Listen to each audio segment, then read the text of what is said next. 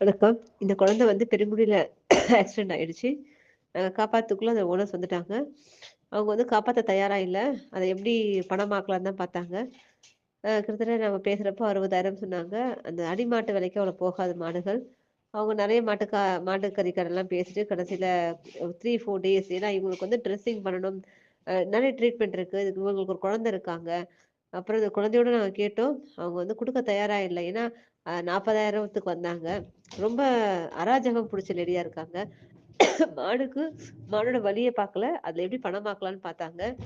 ஃபைனலா அவங்களால முடியலன்றதுக்கு அப்புறம் எங்கெங்கயும் விசாரிச்சு கறிக்கடைலாம் முடியல.